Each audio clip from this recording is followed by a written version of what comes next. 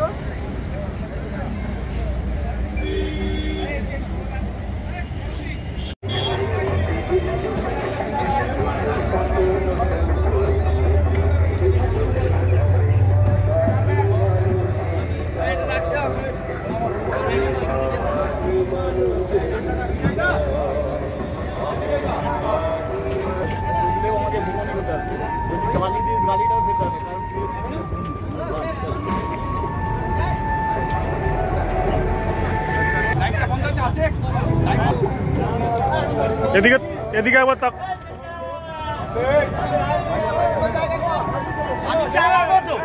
আপনি যাচ্ছেন প্রতি বছরে না, এবছরও যাচ্ছেন একেবারে শহীদ স্মরণে কলকাতার উদ্দেশ্যে রওনা দিদি মোদি রওনা দেবেন, কি বলবেন? আসসালামু আলাইকুম, নমস্কার। আমরা প্রত্যেক বছরই যাই, এবছরও যাচ্ছি। আর সবথেকে খুশির ব্যাপার হচ্ছে আমাদের কাউন্সিলর হাসানদা, এখন উনি হাই সাহেব আমাদের হাসান মন্ডল এখানে এসছে।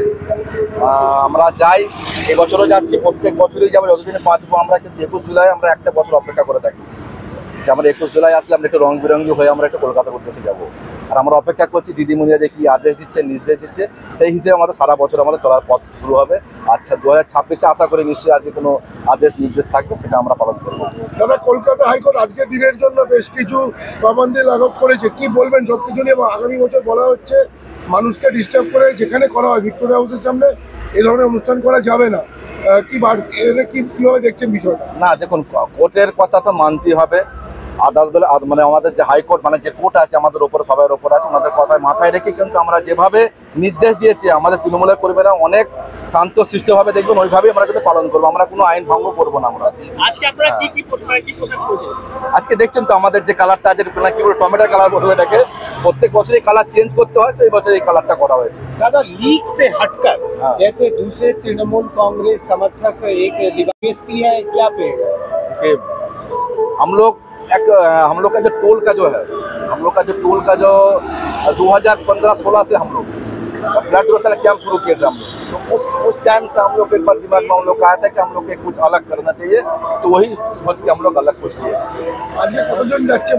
আজকে দেখছি আমরা 50 জন আছি আজকে আমরা, কেন আমাদের ডিউটিও দেখতে হচ্ছে, ডিউটি বজায় দেখি আমরা। কিন্তু কেউ অন ডিউটিতে কেউ নাই, কিন্তু কেউ নাইট ডিউটি করেছে, কারো বৈকালে আছে, কেউ কারো ছুটি আছে, সেরকম বুঝে কিন্তু আমরা যাচ্ছি। আবার কিছু অংশ এখানে লেবাররা একদম ক্যাম্পে থাকবে, একটা ক্যাম্প হয়েছে, ক্যাম্পেও কিছু ছেলে থাকবে, সেই ছেলে আপনাদেরকে পাঠানো হচ্ছে। এই 21 জুলাই কি যারা যাচ্ছে তাদের কি করতে? আজকে তো পুরো ফ্রি থাকে। আজকে কেন আমাদের ডানকুনি টোল প্লাজা আমি যতটা দেখেছি, যে কোনো মানে পার্টির কোনো প্রোগ্রাম, শুধু টিএমসি বলে না, বিজেপি হোক, কংগ্রেস হোক, সিপিএম হোক, যখনই কোনো অনুষ্ঠান হয় বড় কলকাতায় হয়, ঝান্ডা লাগানো থাকলে আমরা এমনি টোলটাকে ছেড়ে দেওয়া হয়।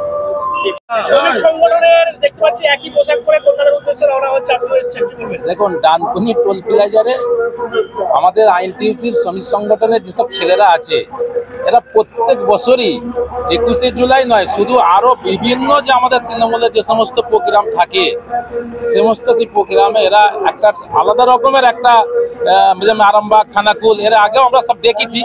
সমস্ত জায়গায় যেসব আমাদের তৃণমূলের যে প্রোগ্রাম হয় সেই প্রোগ্রামে দেখেছি আমরা ডানকুনি টোলপাড়ার ছেলেদের একটা আলাদা ঐতিহ্য। এরা একটা সুন্দর একটা ঠিক লেবাসটা একরকম, এক পোশাক রেখে দেখবেন প্রত্যেক অনুষ্ঠানে এরা সেখানে সম্মুখী হয় এবং দেখতেও ভালো লাগে, একটা সৌন্দর্য লাগে, পার্টির একটা আলাদা একটা সৌন্দর্য একটা বজায় রাখে।